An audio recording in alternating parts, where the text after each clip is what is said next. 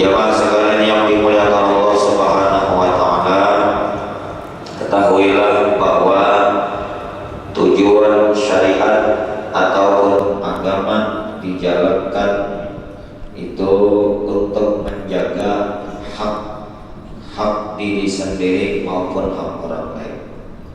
Allah Subhanahu wa taala tidaklah menetapkan suatu hukum melainkan maslahat dan kebaikan itu kembali kepada kita.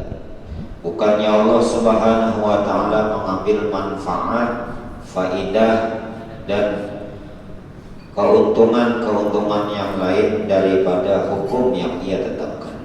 Termasuk di dalam had ataupun hukuman yang Allah Subhanahu wa taala tetapkan kepada pelaku-pelaku dari di antara perbuatan dosa dan maksiat.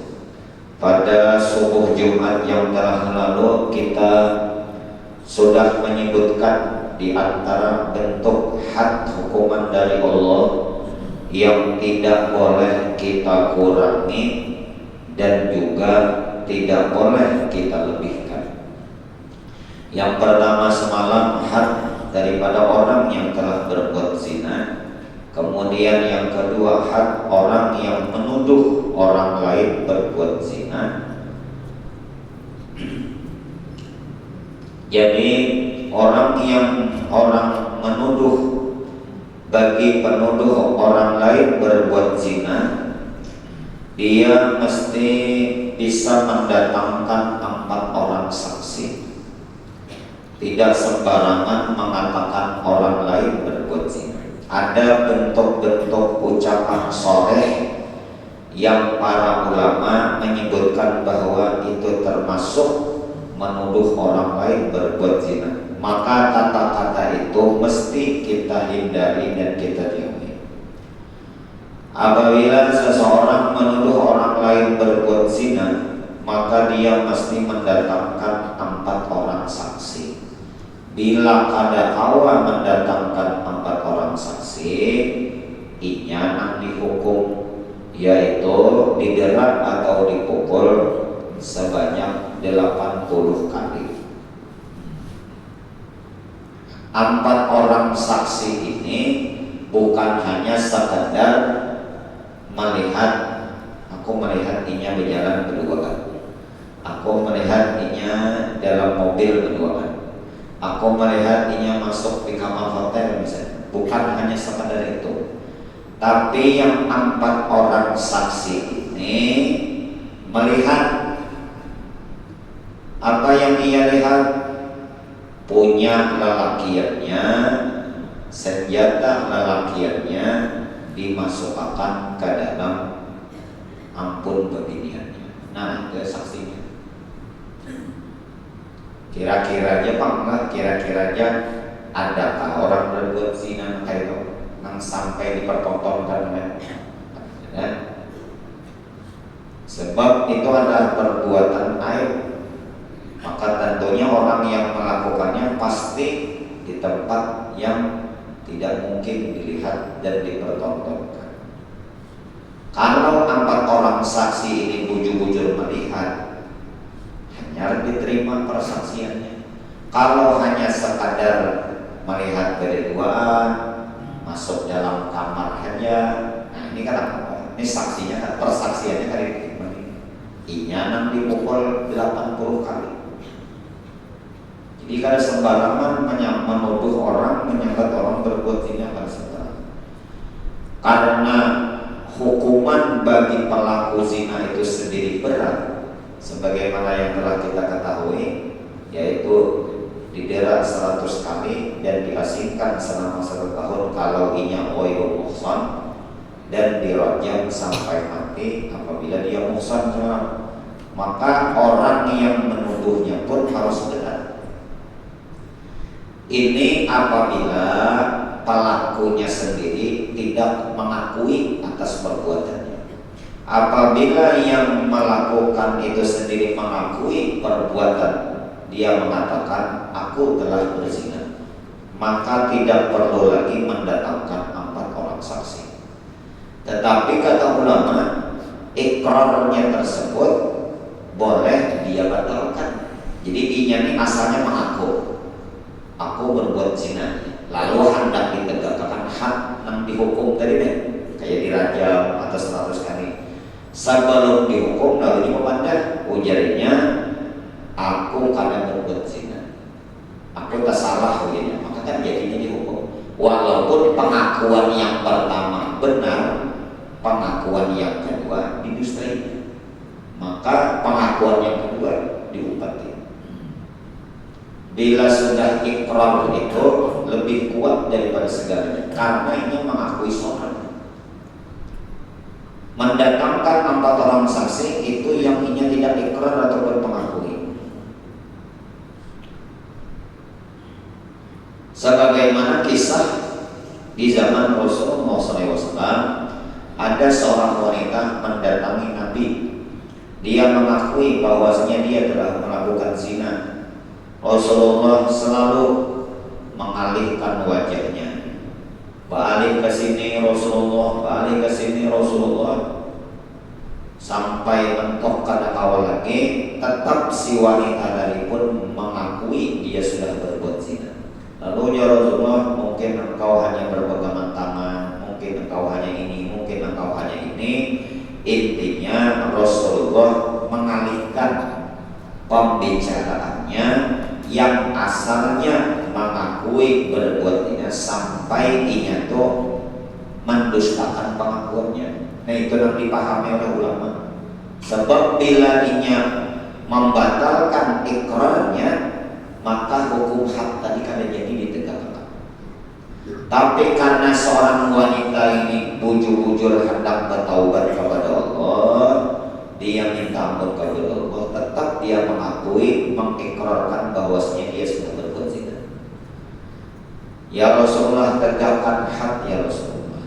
Nya yakin bahwa apabila had itu ditegakkan, maka orang yang melakukan perbuatan tersebut lepas akan siksa dan adab Allah di akhirat. Siapa-siapa yang berbuat zina lalu ditegakkan hadnya di dunia, maka di akhirat kada diadab dan disiksa. Munbahahakunan adalah memilih hukuman di dunia kah atau memilih siksa dan adab di akhirat. Bahahakunan ulun pada hakun keduanya boleh. Itu hebat. Nimunnya bahahakunan, hakun sakit di dunia kah, hakun sakit di akhirat kah? Jawab. Hakun sakit di dunia kah, hakun sakit di akhirat kah? Hakun sakit di dunia. Nah kayak hak ini sakit padahal. Siapa yang tahan dicambuk, didera 100 kali, dipukul 100 kali, siapa tahan? Limbah dipukul 100 kali, diasinkan setahun, sakit benar. Tapi di akhirat lepas kan dapat siksa. Jadi limbahnya 100 kali, diasinkan setahun, habisnya dosanya dan lainnya.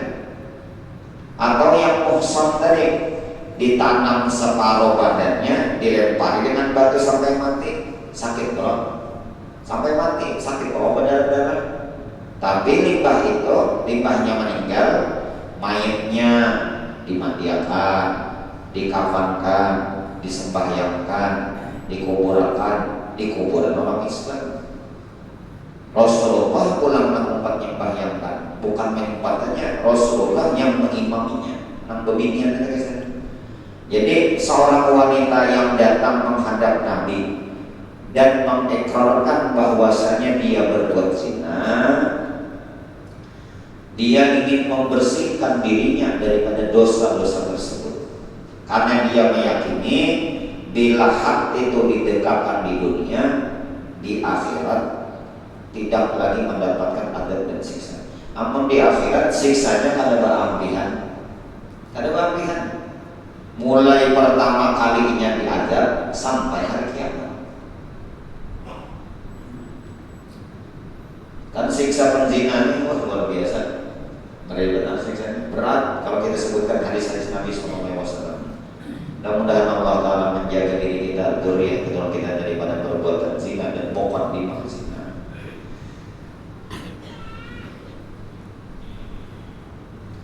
Nah, ini menuduh, ini kan sampai di situ semua pembahasan kita. Kemudian kemarin yang terakhir, bagaimana seorang suami menuduh istrinya berbuat zina? Apakah dikenakan hukum had juga? Kada. Jadi yang dikenakan hukum had tadi, bila ia karena kau mendatangkan 4 orang saksi, itu orang. Adapun suami yang menuduh istrinya berbuat zina, itu tidak dikenakan hukum had. Tidak sembarangan seorang suami menuduh istrinya berbuat zina kalau tidak ada tanda-tanda atau indikasi yang menunjukkan istrinya telah berbuat serong. Di antaranya, anak laki melihat bini bina akrab benar lawan lelaki yang lain. Nah, ini sudah indikasi. Atau melihat masuk dalam kamar, atau kabar yang santer di masyarakat di kampung, ramai tersebar bini ikam selingkuh. Nah, ini mulai sejak itu seorang suami tadi jangan menggauli istrinya. Dulu kayak dulu tindakannya. Supaya apa? Supaya nanti bayi yang dikandung oleh istrinya, dia harus mengatakan bahwa bayi itu bukan bayi aku. Ampun lakinya tetap dia menggauli, karena Allah kan hanya menafikan bayi yang dikandung istrinya. Kada dikumpuli sampai nampak bahwa istrinya hamil. Maka dia mengatakan bahwa bayinya itu bukan daripada bayinya. Supaya apa? Supaya hukum-hukum yang mengikutinya itu ada. Apa hukumnya nanti? Tentang nasab keturunan. Oh, berarti bayi tadi lain anaknya, berarti bayi tadi karena kau dibinkan lawannya. 2, kadada istilah mahram. 3, kadada dapat warisan. Kadada perwalian nikah. Banyak. Bila anak beginian kadada perwalian nikah, banyak hukum. Nah, itu Pak. Ya Allah Rabbi, mudah-mudahan Allah Ta'ala menjaga diri kita seberata. Nah, itu diantara penyempurna pembahasan tentang had zina dan had menuduh orang lain berbuat zina. Nah, kita lanjutkan had berikutnya, yaitu haddus syarbil khamr wa huwa arba'una jildatan. Yang ketiga, had bagi orang yang meminum minuman keras. Jadi orang mabuk ini ada juga had hukumannya. Ini pun juga kada ditegakkan di dalam di wadah kita ada. Had zina wadah kita ada. Had menuduh orang lain berbuat zina ada. Jangankan hukuman ini, dalam fikih itu ada namanya asyuf'ah. Pernah nggak biar mendengar asyuf'ah? Asyuf'ah dalam fikih. Asyuf'ah itu kalau ada tetangga yang menjual tanah atau menjual rumah, dijualnya lawan orang, maka tetangga nang sabalah ini inya berhak membatalkan jual beli orang pemilik tanah. Padahal orang sudah jual beli, yang ampun tanah pun nang dijualnya tanahnya, yang dijual rumah pun rumahnya, cuma tetangga sebelahnya bisanya membatalkan. Temarannya babu syubhah. Ujar nang tetangga sebelah, aku ambil tanah kami secara syubhah, aku ambil rumah kami secara syubhah. Lalu ditukarinya, kada jadi ampun rumah tadi menjual pada orang, ini yang menukarnya. Ya tentunya harganya sama, bukan berarti harga yang lebih murah. Maka oleh karena ada lagi ya. Padahal orang sudah jual beli, sudah akad jual beli orang, dibatalkannya dengan syubhah namanya. Ada dalam fikih. Kenapa? Karena tetangga ini berhak juga dengan tanah-tanah dan rumah sebelah-sebelahnya. Dan kita, wah ini pun ada tangga itu orang yang memang kehendak aku aja, aku jualan siapa kah jangan pemilik tanah. Rumah-rumah kok, tanah-tanah kok, sertifikat hak miliknya lengkap, ikamnya dengan hati aku ya. Nah dalam fikih ada, dalam fikih siapa yang dimenangkan nang tetangga, jadi nang menang ngarapnya bagus syubhah hakul jiwa, dibatalkannya, tapi dibayarnya bukan diambilnya ada, dibayarnya dengan harga yang sama. Maka oleh karena itu, bila kita hendak baja jual, rumah hendak dijual, tanah hendak dijual, itu tawarkan dahulu lawan orang-orang manfaat. Itu adabnya. Lawan tetangga sebelah, J, tukarin tanah temennya nanti jualnya. Oh ada ya. Nah, jual hak lain nanti. Ada apa? Bila kita jual langsung, nya berhak yang namanya syubhah namanya. Tentunya ada pembahasannya. Tanah rumah yang dijual itu tanah yang kayak apa, kepemilikannya itu statusnya seperti apa, tuh panjang pembahasannya. Yang jelas gambarannya seperti itu. Ini kan ada dua di zaman kita. Apalagi hukuman zina ini makinnya. Tapi kadada bukan berarti kita akan hendak tahu. Kita terus menggali dan mengkaji ilmu-ilmu dalam Islam supaya kita mengenal dan mengetahui. Hak hukuman yang ketiga bagi pemabuk atau peminuman keras.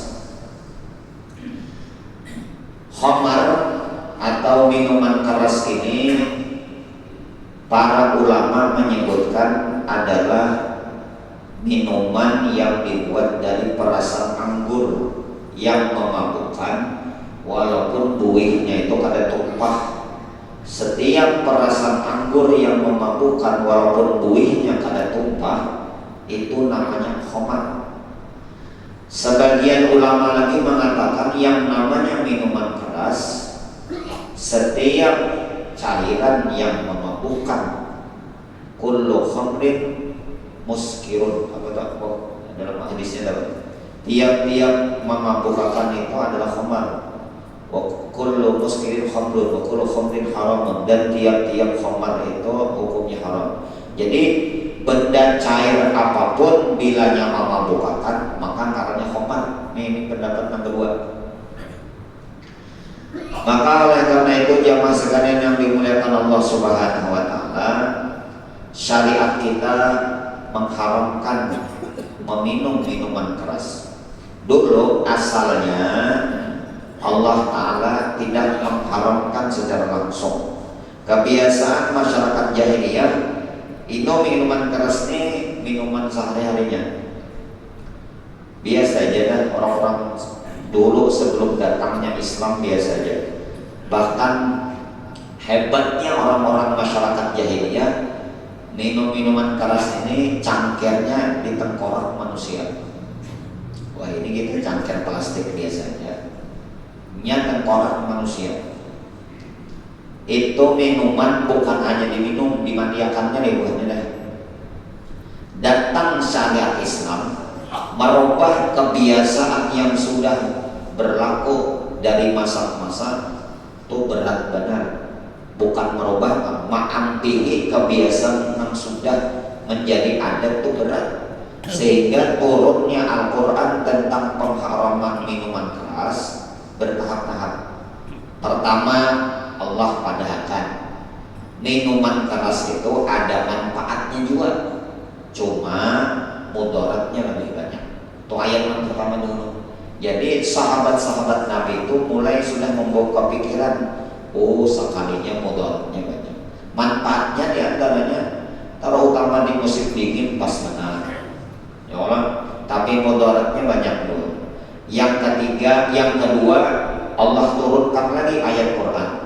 Ayat Qurannya, jangan kalian mendekati sholat sedangkan kalian dalam keadaan mabuk. Wala taqrabus sholat wa antum sukara. Jangan kalian mendekati sholat sedangkan kalian dalam keadaan mabuk. Ada salah seorang yang jadi imamnya mabuk, jadi imamnya. Atau ayatnya dibacanya ke lain. Ayatnya itu ada sambungannya kayak camuknya bacanya. Nya orang mabuk ini sadar aja, cuma inya kada paham apa yang diucapkannya. Ngelantor, mata habang, mungapina camuh, dirinya kada terkontrol, itu orang mabuk. Bepander aja, begarak aja. Jadi imam mabuk tak baca ayat lain, turun ayat tadi. Kemudian ayat yang ketiga hanya Allah katakan innamal khamru wal maisir rijsun min amali syaitan, bahwasanya khamar dan judi adalah gawian syaitan. Rijsun, kotoran dari pekerjaan gawian syaitan. Pajetan ibu beranglakom tuplihun ketok ayatnya. Maka jauhilah, semoga kalian diberikan kebahagiaan oleh Allah. Nah, maka itu. Jadi ayat pengharaman khamar itu bertahap-tahap. Ayat pengharaman minuman keras itu bertahap-tahap. Maka siapa saja yang meminum khamar, apabila orangnya itu mukallaf, mengetahui haramnya khamar dan mengetahui bahwa yang diminumnya itu khamar, maka dia dipukul, didera sebanyak 40 kali. Bila orangnya itu merdeka, bila hamba saya didera 20 kali. Di zaman Sayyidina Utsman, beliau berijtihad bahwa pelaku peminum keras itu dipukul 80 kali, bertambah soalnya. Padahal kan dalam hadisnya ini nalarnya hati itu jangan dikurangi, jangan ditambahi. Kenapa ditambahi Sayyidina Utsman? Nah, ini ijtihad karena tentunya kada sembarangan sih. Nya di zaman Sayyidina Utsman itu banyak benar orang yang minum. Amun hukumannya 40 aja tahu apanya, karena jerahnya masih minum, lalu ditambahi sedikit jadi 80, kalau berkurang. Kita ini kira-kira muni diterapkan berkurang apa tambah ya? Nang minumnya dipukul 80 kali. Rasulullah memukul orang yang mabuk ini pakai pelepah kurma. Tahu lah biar pelepah kurma? Kayak ini jelas, pelepah nyiur. Nah, tuh ganal harus kan? Ganal 80 kali malaran tak? Bisa siup sok. Zaman 80, 10 kali gini pukul 8. Menang pelepah kurma itu. Jatanya mayang harap ya, mayang kurma itu rumah tinggal dipukul sekali kan pelampainya bisa ya. Ini pelepah itu namanya. Nah, ini pohon kurma, nah itu pelepah harapnya.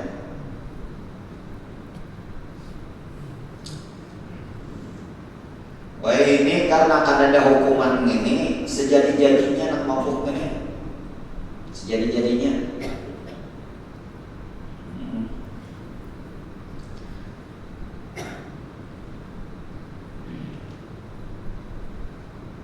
Adapun orang mabuk selain daripada benda cair, makanya kada dapat hukuman terpulang dalam syariat Islam. Misalnya orang mabuk dengan ganja, opium atau obat-obat narkoba lainnya.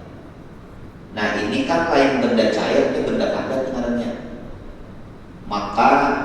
inya kada dapat hukuman 40 kali berat kada, tapi hanya ditakzir saja, diberikan hukuman sebagai apa supaya ini jerah. Kada juga kita jalan. Kada duanya ini masih merebak kita di benua kita nih. Khususnya kita Banjarmasin ini. Banjarmasin termasuk 5 besar kota, termasuk 5 besar yang 5 besar kota yang paling berhasil senang kita.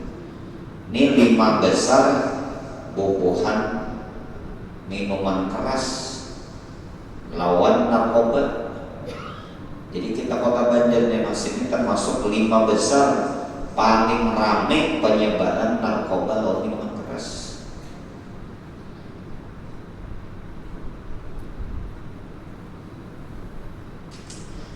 Obat ini ya Allah, Rabbi obat narkoba ini ya Allah. Mengalih banar, maampihinya pun sudah tak mulai ngalih banar.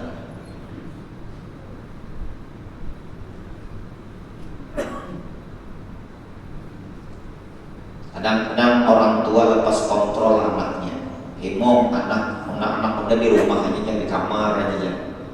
Kada bisa nya bakawanannya lawan nang pina camu-camu, jadi rumah aja nya beganan.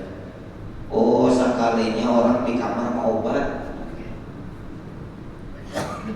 Sistem transaksinya nyaman. Pakai WhatsApp, mana tahu kuitannya. Kan di kamar ada lowong kamar, ada jendela. Jadi korelnya nang mantar ininya jalan situ.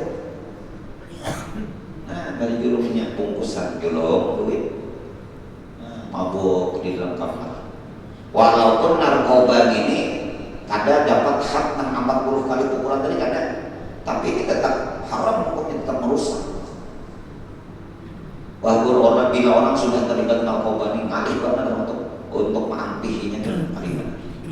Hancur segalanya dah. Ulun di rumah ada orang yang datang, kasihan. Asalnya sidiknya mendatangi ibu-ibu. Asalnya datang masih kawa bersabar, mengisahkan lakinya karena mau lagi menggandingi berjualan. Kasihan berjualan ke daerah Kapuas sana, berjualan kasihan. Dua laki bini. Asalnya bagus, sama-sama turun. Kenapa akhir-akhir ini kadang mau lagi kurung di kamar aja. Kenapa? Nang bini ini kada curiga juga bahwasanya nang laki ini mau obat. Karena curiganya, karena nang lakinya ini ketujuh ke majelis juga asalnya. Jadi orang nang ke majelis kan jaminan terlepas daripada nang obat. Tahu apa buat dia nih? Mudah-mudahan dipelihara oleh Allah. Nya syaitan ke rumah. Makanya kita tuh berdoa, ya Allah hidayah petunjuk. Jangan sampai dicabut hidayah petunjuk iman. Kecurigaan bininya ini kenapa? Duit hilang terus. Duitnya hilang terus. Maka bisa benar berdusta itu bisa benar. Kan karena mungkin juga nang bini ini menuduh laki mengambil ya Allah, karena mungkin juga bercari bersama-sama.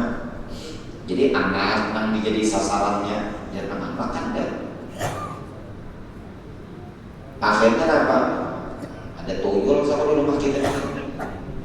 Bah, nang di rumah karena mengakunya siapa manggil duit, cuma hilang terus duit. Kecurigaan bininya itu perhiasannya hilang. Nah, dengan mulai curiga. Jadi duit habis diambil karena disimpan di nang bini. Simpan siapa benar? Tersembunyi banget simpanan duitnya. Perhiasan kurang disikatnya jualnya kan jual kita pakai nukan. Oh, sekalinya baru ketahuan cucuk kayak koler bagawi mau obat di rumah. Nah, ya Allah. Akhirnya apa? Akhirnya timbul perpisahan jadinya. Hancur keluarga, hancur. Nang dibina padahal anak sudah ganalan, anak sudah berminantu, padahal sudah kawinan anak masih aja lagi nang kuitan ini narkoba ya Allah. Apa nang dicari apa? Kita jaga mana kekanakan kita. Tentunya sebetulnya nangkaran narkoba lawan minuman keras ini karena nyambungan generasi permajanya ada. Nang tua ini anak sudah begini tua tetap aja. Kekanakan kita tuh kita jaga nama pergaulannya, bakawan lawan siapa. Yang mulai daripada bakawan ya. Munnya sudah terlibat narkoba, ya Allah berat banget. Siapapun yang terlibat narkoba siap-siap sudah berhadapan dengan pihak yang berwajib. Baik dia sebagai pemakai ataupun dia sebagai penjual, pengedar dan sebagainya, siap-siap berhadapan dengan pihak yang berwajib. Ibarat orang umpat arisan, tinggal menunggu gilirannya dia lagi kena. Bila orang terlibat narkoba, tinggal menunggu gilirannya kapan yang ditangkap polisi. Ulun kada sependapat mengatakan bila ada yang tertangkap gara-gara narkoba, jalannya sudah jalan, nasibnya aja. Karena mau dasar ingin hendak. Bila orang nasibnya ditangkap tuh orang kada terlibat kriminal, timbul ditangkap karena salah tangkap. Nah itu nasibnya tuh. Tapi bila inyana hendak, konsekuensinya bila berkaitan terlibat dalam masa narkoba pasti berhadapan dengan berwajib. Itu berarti inyana hendak kalau usah dikasih aneh. Tapi kenapa di negara kita ini ada berlatihan? Mungkin pihak yang berwajib juga terlibat. Mbak, sampai ditemukan di dalam sel tahanan malah rame uang dijual. Aneh benar. Sel tahanan supaya inya jerat nanti keluar menjadi manusia yang diterima di masyarakat. Anehnya justru di tahanan rame peredar bisnis narkoba. Itu kisahnya yang disita, dibakar, dihancurkan kisahnya ya. Masih banyak yang kesimpan.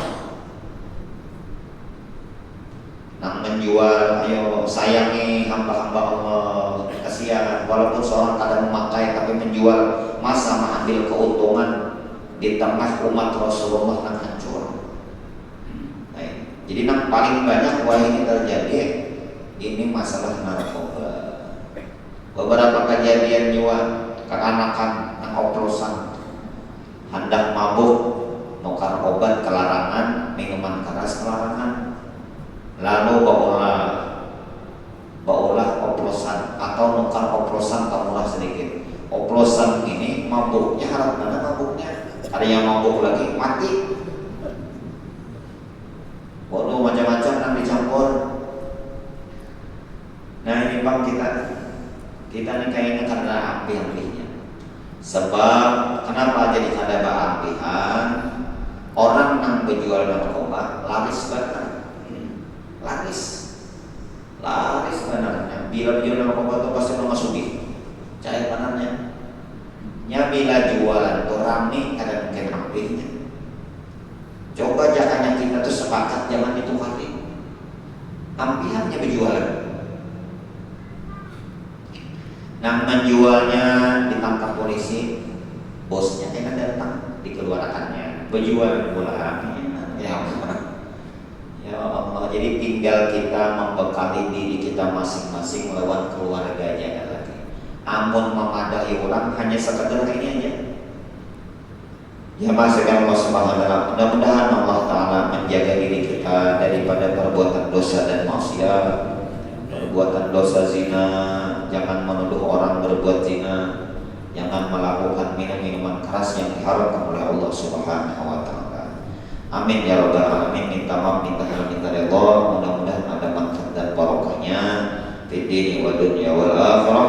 Kita niatkan dan kita hadiahkan pahalanya untuk almarhumah orang tua kita, guru-guru kita, saudara-saudari kaum muslimin muslimat, orang-orang yang telah berjasa untuk pembangunan dan kemakmuran masjid yang kita cinta ini. Wabil khusus almarhum Haji Ahmad Kusasih bin Anang S, almarhumah Haji Syamsir bin Teju Wahidi Gedong, almarhum Haji Kadri bin Haji Muhammad Soleh Nur Sehat binti Sam. Mudah-mudahan orang-orang yang kita niatkan nama-nama kita sebutkan Allah Subhanahu wa taala mengampuni segala dosa dan kesalahannya. Allah Taala masukkan mereka ke dalam surga, berkumpul bersama Nabi sallallahu alaihi wasallam ala hadiniyah wa tilka an ila hadratin Nabi Muhammad sallallahu alaihi wasallam wa ahli baitil kiram. Al-Fatihah.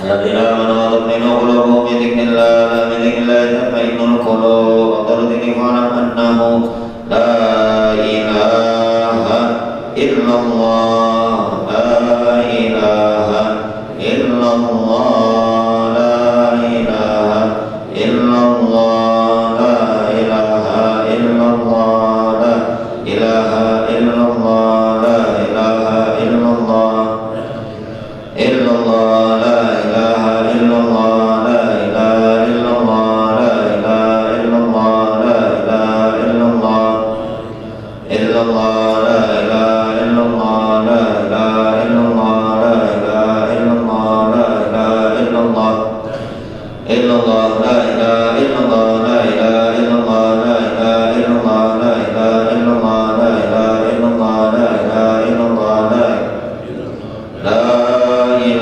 إلا الله لا إله إلا الله لا إله إلا الله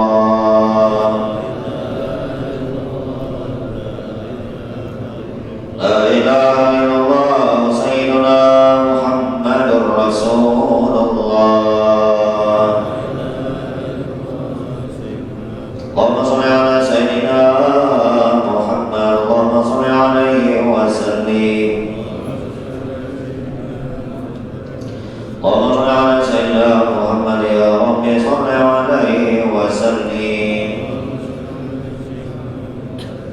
سبحان الله وبحمده سبحان الله وبحمده سبحان الله وبحمده سبحان الله وبحمده سبحان الله وبحمده سبحان الله وبحمده سبحان الله وبحمده سبحان الله وبحمده سبحان الله وبحمده سبحان الله العظيم.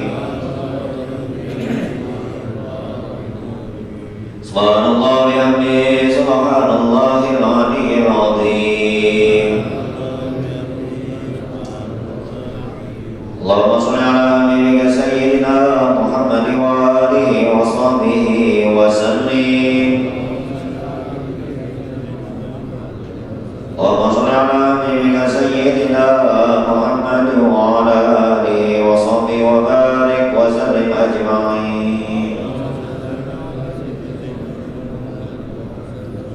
الفاتحة. الحمدلله رب العالمين الرحمن الرحيم مالك يوم الدين إياك نعبد وإياك نستعين اهدنا الصراط المستقيم صراط الذين أنعمت عليهم غير المغضوب عليهم آمين. بسم الله الرحمن الرحيم الحمد لله رب العالمين اللهم صل وسلم على سيدنا محمد الأمين وعلى آله وصحبه إلى يوم الدين.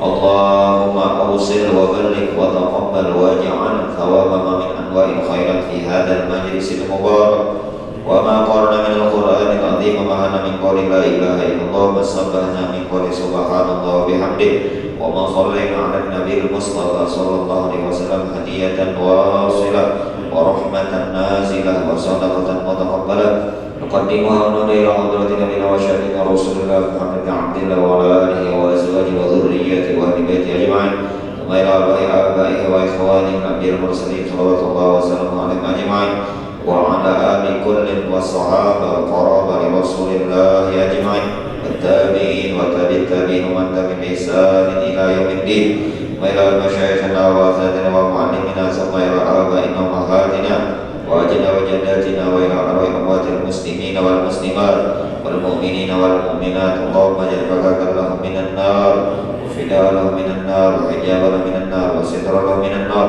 اللهم القرآن ربي قبورهم ونساء الخيام الشفيع على صراط نور وفي الجنة رفيقا. وصلى الله على سيدنا محمد وعلى آله وصحبه وسلم. الحمد لله رب العالمين. ما شاء الله تبارك الله. Mari kita sebut